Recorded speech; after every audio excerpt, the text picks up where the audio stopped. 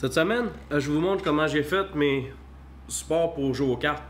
Ok, pour mes enfants, j'en ai pas 6 là, mais pour mes 2 enfants, étant donné qu'on joue aux cartes une fois de temps en temps pour apprendre les chiffres, les formes et ainsi de suite. Ça lui prend de quoi pour les tiennes dans les mains. Puis étant donné qu'ils ont des petites mains, mon père m'a suggéré de bâtir ça.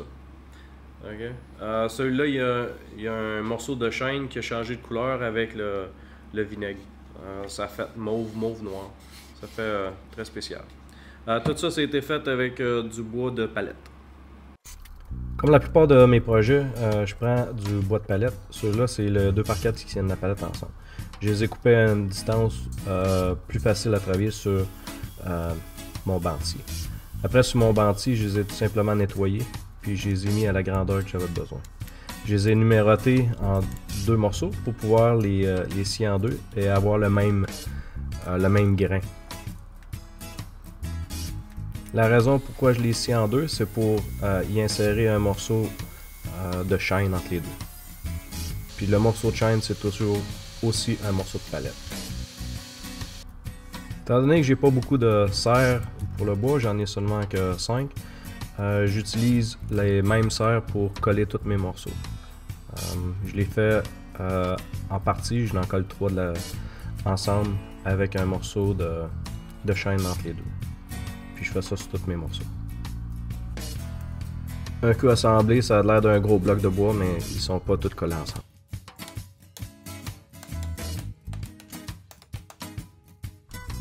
Après un séchage, là est venu le temps d'enlever la colle ou les résidus de colle, puis les passer sur le bantier, étant donné que les morceaux sont pas tout à fait la même épaisseur.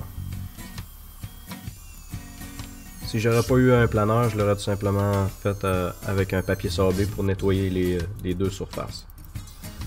Après ça, j'ai coupé l'excédent, puis j'en ai profité pour les passer sur la toupie. Cette étape-là, c'est pas vraiment nécessaire, mais ça rend les coins beaucoup plus ronds, puis plus facile à sabler aussi. J'ai manqué l'étape de montrer comment j'ai coupé mes 2 lisières dedans. Ils sont coupés à 15 degrés à 2 différentes profondeurs. C'est les lisières où je suis en train de sabler avec un papier de 60 degrés. Pour donner un peu de couleur à mon bois, j'ai pris un mélange de vinaigre et laine d'acier qui a été trempé ensemble pendant 24 heures. Après ça, j'ai enlevé la laine d'acier. J'ai dans le passé fait quelques vidéos que vous pouvez vérifier si vous voulez voir. La laine d'acier et le vinaigre donnent une super couleur vive sur certains chênes. On commence à voir la différence. Des fois, il faut que j'éponge le résidu parce que ça a tendance à se rendre sur le restant des autres morceaux. Plus ça sèche, plus la couleur change. La couche de vinaigre, j'en ai seulement donné une, mais je l'ai quand même donné assez épaisse. Il a même fallu que j'enlève les coulisses que j'ai faites à plusieurs reprises. Les coulisses, c'est seulement ceux-là qui apparaissent sur le mauve. Je lui ai donné seulement qu'une couche de vernis. Celui-là, c'est du vernis qui est à l'eau, étant donné que mes enfants vont jouer avec. Ça a une couleur laiteuse un coup installé, puis un coup séché, ça devient clair. Puis pour éviter de graffiner la table, j'ai mis des feutres en dessous. Et voilà le produit final.